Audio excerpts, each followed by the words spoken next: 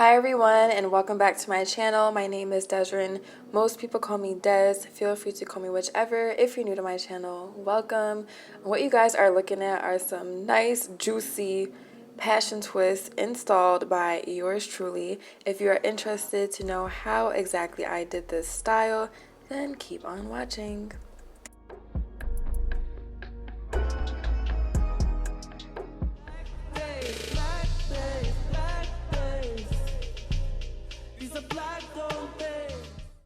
The hair that I'm using for this style is the loveeee Trust Passion Twist 18 inches. I got the color 1B and then I also got 1B 30, which I did for the back, and then I put the black on top. And to prepare the hair for this style, I did do a vinegar bath. Basically, I just filled up my bathtub with water and dumped maybe about like a cup or so of vinegar just to remove any film or any excess gunk, whatever, stuff that you don't want on the hair to be on your scalp. Prepping the hair like this can also help with any irritation or itching. And to start off, I blow dried my hair and also gave myself a little bit of a trim because it was much needed. The product I'm going to be using for this style is the Shine and Jam Extra Hold Gel. And I'm also going to be using these small black elastics to tie my hair with. To make sure that the rubber bands aren't tugging on my hair, I did apply some oil over them. So if you're doing this by yourself, you want to make sure you have 2 mirrors set up so you can see the back of your head and so you can see what you're doing if you care about having neat parts. Obviously, I wanted neat parts. I want the style to look poppin', so I made sure to really take my time on making my parts straight and neat.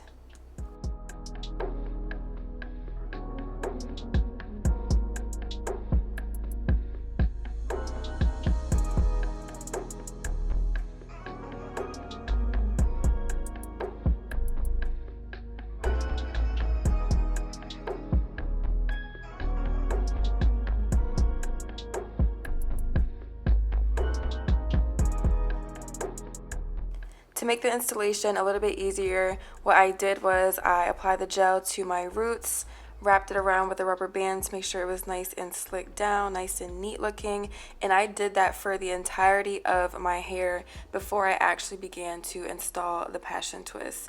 So that's what you're going to see me do for a few of them, and I'll show you guys what my entire head looked like after I was done applying the rubber bands. I'm very new to doing styles like this where you have to like add hair, crochet it, however you want to do it. So if you've ever watched the Chic Natural and her tutorial on how she did her passion twist, she actually braided the passion twist hair into her hair at first before she started doing the twist. Y'all, I don't know what made me think that my brain and my hands were even at that level or even had a connection like that, but I was really confident in myself that I could do that.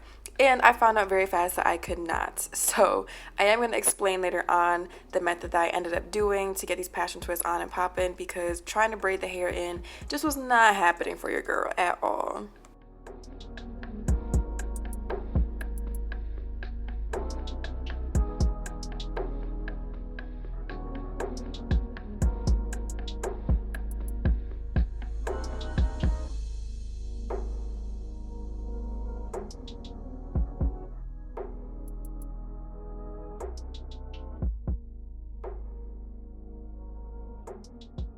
Don't be fooled by the fake smile, y'all. It took me like over 12 hours to do this, but we're not gonna talk about it. Anywho, so what I did was I took one of the twists and I unraveled it, and then I began to fluff it out. Now, if I would have known that I could not braid the hair into my hair, I would have just got pre-stretched hair and called it a day, but it did not work out that way. Okay. So yes, so now we are separating the hair, fluffing it out a little bit.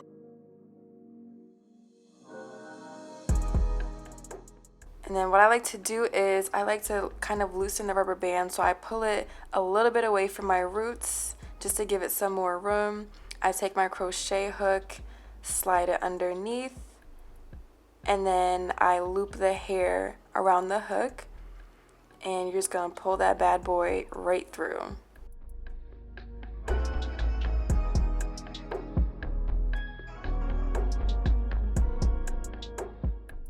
Now with that loop, you're going to open it up, and then you're going to take one side of the hair, not both strands, but one like big strand of the hair, pull it through, and then tighten it by pulling onto the other strand as well. So it kind of makes like a knot around the rubber band. And I kind of like to pull it all kinds of different directions just to make sure that it was really tight and secure. And then you're going to split your actual hair into two to just tighten up the rubber band and get it closer to your root again. And what I did was I applied the Shine and Jam gel all over my hair to smooth it out and so that it blended better with the Passion Twist hair. But obviously my hair is dyed, so no matter what, you can still tell where my hair was and where the Passion Twist hair was. So now that you've secured the Passion Twist hair, I just added my actual hair to whichever side had the least amount of hair, and then I began to just two-strand twist all the way down. I also added some gel as I went along just to make sure that the twist stayed nice and smooth and that there weren't that many flyaways and that my hair blended.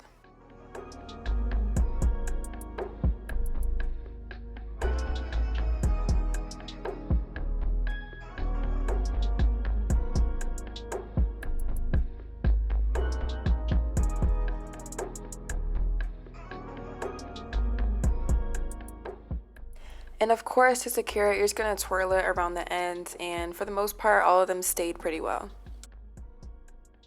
So I'm just going to show you guys one last time the exact steps that I did, and then you guys will be able to see what the final result looked like.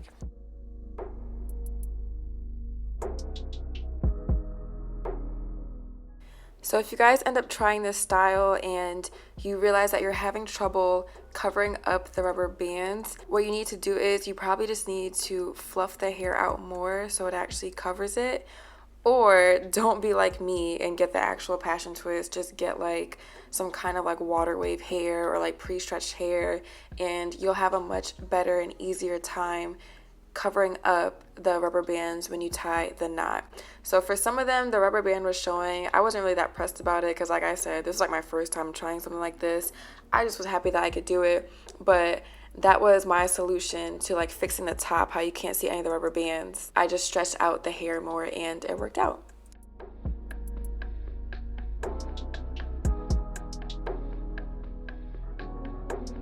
So before I'm like really done, I'm gonna set this with the Cream of Nature foam.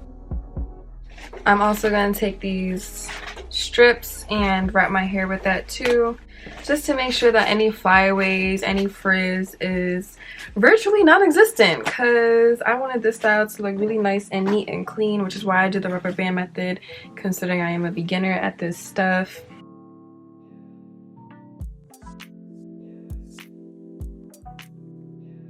And I love the way this stuff smells. This foaming mousse and the Texture ID foaming mousse smells so good. Like I don't know what it is, but it's good stuff, y'all, for real.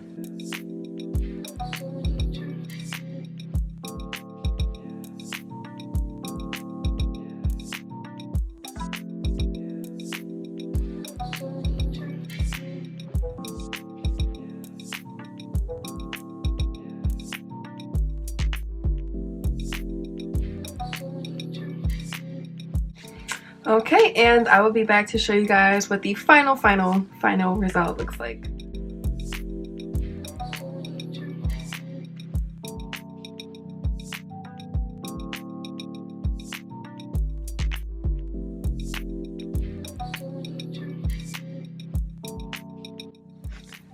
So this is the final product, and I love this style, guys, and I love the colors that I chose too. And now I have like the brown underneath the black. I think it looks so fire. It honestly looks exactly how I imagined it in my head, which is even better. I am still learning how to do things like this and styles like this because I really just want to experiment more with my hair and be comfortable with doing more things with my hair. So this is me attempting to do that, and I really think it came out good, especially for me to be a beginner. And I've only done a style like this one other time, and that was when I had my locks, and it just was much easier to do when I actually had my locks. But this was actually pretty fun to do once I got the hang of it, and once I actually started to see it was coming out good, I was like, hold up, we got a hairstylist in the making, don't play with me. But yeah, I'm gonna wrap this video up now. Thank you guys so much for tuning in. And if you guys end up trying this method, or if you have another method that you think is easier, or that you think I should try, or a different style I should try, just comment down below.